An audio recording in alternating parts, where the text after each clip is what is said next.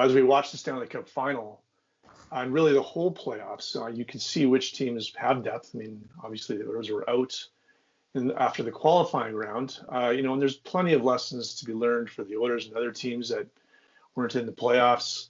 But one of them is, how far they have to go in terms of having the right players in place, at least getting their existing players to that point. What do the Oilers do heading into this season? I mean, obviously they have some young players coming up. They, yes, they have McDavid and Draisaitl, but they need more than that. They need a third line center is something that's constantly being talked about, finding that right guy to plug into that spot, whether that comes via trade or free agency, because they don't have it right now.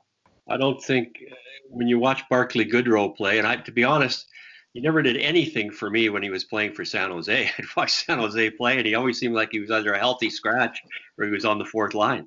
But now he's playing third line in Tampa with Blake Coleman and Yanni Gourde. It looks like an awfully good line. So that's the kind of player the Oilers need as a third line center, with just enough offense, but abrasive. And it's nice to say, yeah, we'll just plug in somebody else who's got some offense to play on the third line because we have other offensive players on the first two lines. But I think they need more. They need a Kadri type. They need a Goodrow type. They need a Radek Faksa type who plays in Dallas. They need somebody with some offensive ability, but basically a player who's hard to play against as a third line center. And I really think they need more than that. I think their bottom six in the playoffs did the Oilers no favors. I didn't think. They 5-on-5, they got outscored, and there wasn't enough. We always use the word grease, but there wasn't enough grease in their bottom six. And I guess Josh Archibald certainly has that. But the Oilers also have some players that have to play better, more abrasive if they're going to be in the bottom six. And the name that comes to mind most frequently for me and most people is Jujhar Khaira. With that size, he's got to play more abrasively to be a contributor in the bottom six.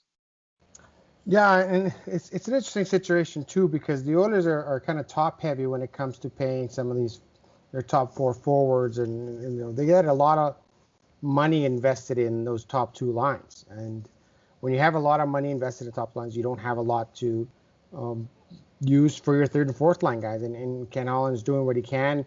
$1 million player here, $1 million player there, $1.5 million here.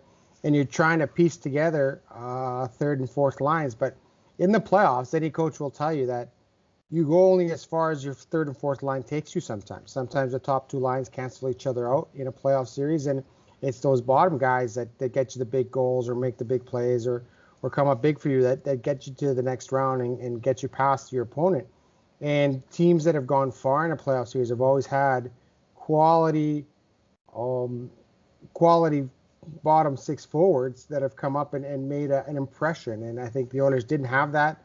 Obviously, in that short series against Chicago got that from some unlikely sources, and they moved on to the next round. But right now, I think that Ken Holland's hands are tied a little bit just because they've invested so much money into the top six that they really don't have a lot to invest in the bottom six, and that comes with drafting and development again. If you can get some cheaper guys, younger guys on your third and fourth lines that can make contributions before you have to really pay them, then that's the secret of success. And that's how Pittsburgh did it for a lot of years. That's how Tampa's doing it. That's how some of those teams that are there every year, Boston, that's how they do it, is they get those contributions from those younger guys that they're playing on their third and fourth lines.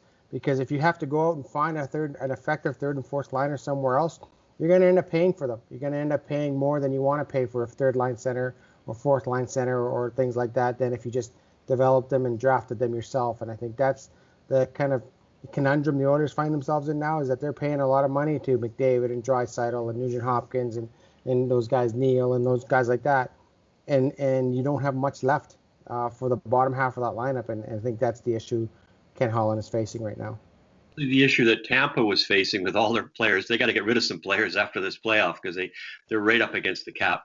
But they traded for Goodrow, who's making $925,000 and has this year and next year at $925,000. And Blake Coleman's 1.8, and they have him for next year too. So that's two pretty good players on a third line. Adds up to $2.7 million.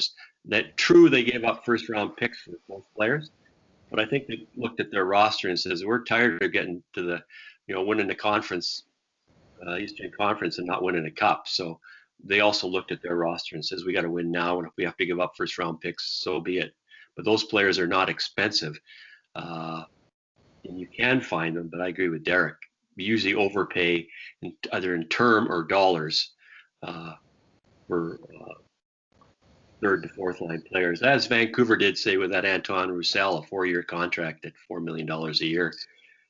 That's a lot of money. And while he's abrasive, that's too much money for the amount of minutes he plays. And you got to develop your own. But you take a look at the Oilers' farmhands. How many of them are forwards that you can actually say are bottom six players, for years to come? Maybe Tyler Benson, Ryan McLeod, maybe, but not a whole lot of them on the minor league team. They got defensemen in the organization, but not a lot of forwards coming. Would anybody bat an eye if the Oilers said, hey, we want to go and acquire this third line center, but we have to give up our first round pick for that? If Goodrow's name was coming up last year as something the Oilers could acquire, but for their first round pick, I don't know if anybody would have gone for that. However, like you bring up, he's on a very cheap deal and it's still got 2 more years of term. I mean, I guess it depends what you want to spend your draft picks on. And obviously the Oilers in the past have overpaid for players to plug into the third line roles. I was going to bring up Benoit Pouliot. In the past they brought him in. He was expensive. He was probably more suited to a second line, but he obviously ended up playing an awful lot in the third, fourth line for them, and he didn't pan out. Even this year with injuries, I mean, Josh Archibald was getting sniffs on the top line, or, in terms of performance, maybe not so much injuries. But he was getting sniffs on the top line, but he would normally be playing third line, fourth line minutes. So, that's an impact as well for the Oilers. Because Archibald's the kind of guy you went out, he has Stanley Cup experience, playoff experience with Pittsburgh, and the Oilers brought him in for that reason. Well, if you're the Oilers, I don't know if I'd give up a first round pick for a third line center. Tampa could do it because they had all sorts of players and cap problems, and they were willing to bite the bullet, knowing that they needed, some more abrasiveness with the current cast. But they're a hell of a lot closer to winning the Stanley Cup than the Edmonton Oilers are. So, in terms of giving up a first-round pick for a third-line center, no, I don't see it. If it was the summer and Kadri was available before going to Colorado, yeah, I would consider that. But I don't see that out there. But certainly they need a couple more Josh Archibalds, to be honest. Yeah, that's a pretty heavy price to pay. First round pick for a third line player. Mind you, though, I think a lot of it has to do with the faith of your scouting staff in that particular draft. If you think that they're onto a guy that's really going to pan out. Now, we've all known that the Oilers have been notorious. Their drafting hasn't been strong. They haven't done a good job at the draft table, and in a lot of years, that's outside of the first round. So that's a struggle.